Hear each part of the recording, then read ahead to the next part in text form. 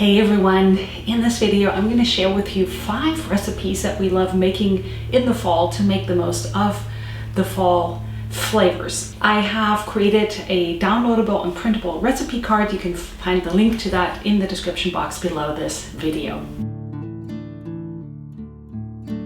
The first night we're making roast chicken, and one of my favorite ways to make roast chicken is in a clay pot. And as you can see, I have one that is really well used, and I soak it in water both sides for, they say 10 minutes, but I always like to do it a little bit more than half an hour. Then I add my chicken to it. I have salted it and sprinkled some fresh ground pepper on top. And then I'm adding my veggies, diced celery, diced carrots, and diced potatoes.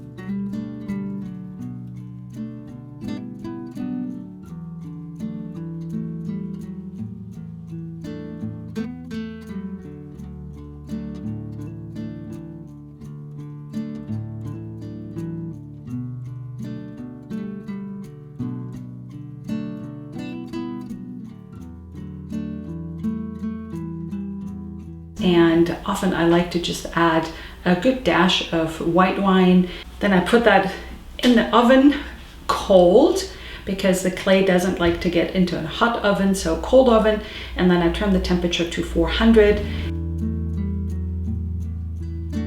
After about an hour and a half or so, I start testing, and you want the internal temperature to be 165 degrees Celsius. If it's not quite that, then you just return it to the oven for another 10 minutes or so. You can sometimes just remove the lid if you want a little bit more browning. Oftentimes I have found that my chicken gets a really crisp skin and is perfectly browned on top with just the lid on.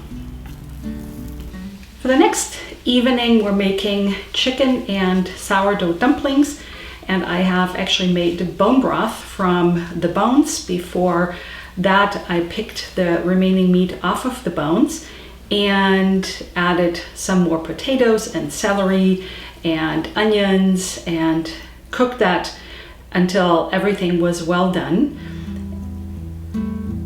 And while the chicken soup is cooking, I am adding some spelt flour. You can also use regular wheat flour, sourdough starter, 2 eggs.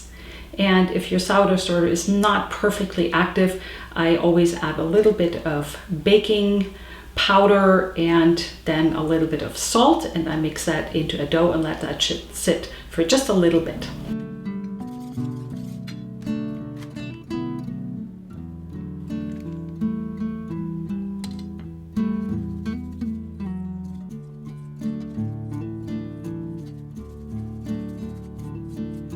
And when my chicken soup is ready, I just use 2 spoons and pour on the little dumplings.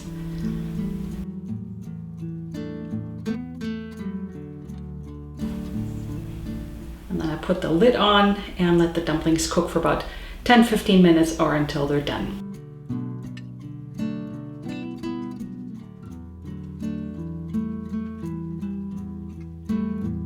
The next night I'm making pumpkin gnocchi, and I simply add it to my steamer basket and steam it until the pumpkin is done. Usually it takes about 15-20 minutes. To make the gnocchi, I have mashed my pumpkin and made pumpkin puree. I like to add some ricotta, salt and pepper, eggs, and then I like to use pasta flour, but you can use just any flour you like. And mix that into a soft dough.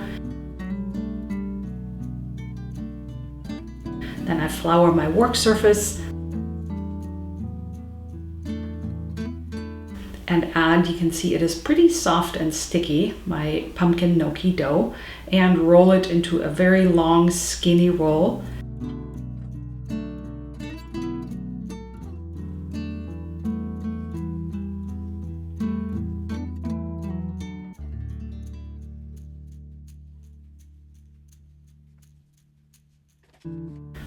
that I like to cut into small pieces.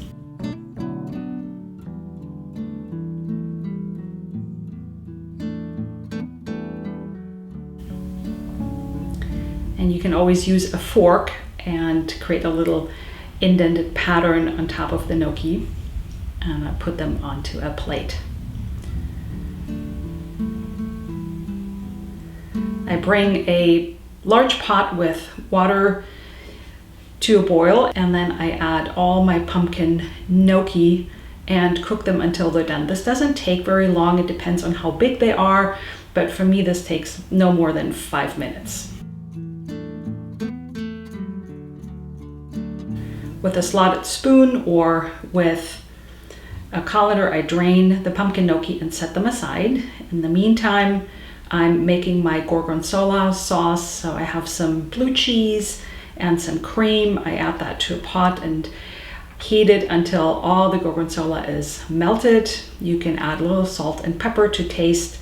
And I have some sage from my garden that I cut in little small pieces, little strips, and add them to the gorgonzola sauce. To plate up, I add the pumpkin gnocchi to a plate, and then I pour a generous helping of the gorgonzola sauce on top. You can see the sage in here, and top everything with freshly grated Parmesan cheese. And on the third night, I'm making a mushroom galette because I found fresh chanterelle mushrooms at the market, and for that I'm making a very rustic pie crust from flour and butter. I use my pastry blender to blend it until it looks like coarse sand. This may take a while. You can also use a kitchen processor for that. For the mushroom filling, I dice an onion. In a big cast iron skillet, I saute the onion in some butter or avocado oil. And for the galette, I'm quickly kneading my very shaggy dough. It's not pretty, but it's a galette, so it's rustic. And then I roll it out on my floured work surface into just approximately a round. And I always like to leave the edges very raw because I think that adds to the rustic appearance of this dish. And then I place that on a baking sheet with a silicone mat. And I add all the mushrooms to it and saute everything until the mushrooms are soft and have released some of the water. And if you want to cook it down, you can also cook it until the water has mostly evaporated. Put the mushroom onion mixture on top. I add some freshly picked thyme from the garden.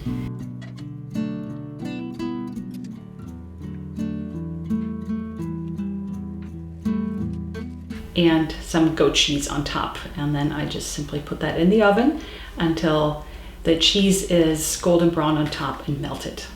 You can serve that on top of a green salad. And sometimes I like to add some chopped walnuts on top too. In the fall, we always love making a German onion tart. For this one, I am adding some tallow that I have in the refrigerator to a large cast iron skillet. And then I peel, cut in half and then in small rings, about a pound, a little bit more than a pound of onions. You can also do that in a food processor, but I don't mind doing it by hand. And I saute the onions over low heat just until they're translucent and a little bit sweet. You don't want them browned, you want them pretty pale in color. For the topping, I am mixing sour cream with eggs.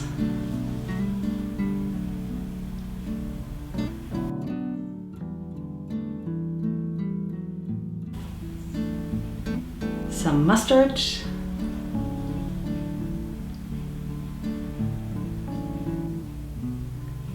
And while that may not be super original, sometimes I like to add grated cheese. So for this one, I have some Fontina cheese that I grated on my cutting board. For extra flavor, I like to cut and dice some bacon and fry that in another cast iron skillet. You can also do that beforehand and saute the onions in the bacon fat. I also, because onions are not very easy to digest, I like to add some caraway seeds because they help with digestion, some salt and pepper. And here I have just my regular sourdough pizza crust, and I've put that into a baking dish. Then I add the sauteed onions to it. Spread that all very evenly over the crust, and then I add my bacon. Pour over the sour cream eggs mixture. And finally, I top everything with grated cheese and bake it in the oven until the cheese is melted and golden brown on top. Here's the finished onion tart. It is so good. We always love having that in the fall. If you're looking for more fall recipes, I have a video right here. And if you're looking for just more general recipes, I have an entire playlist here with home cooked recipes. Thank you so much for joining me in my kitchen, and thank you for watching. I'll see you in the next video.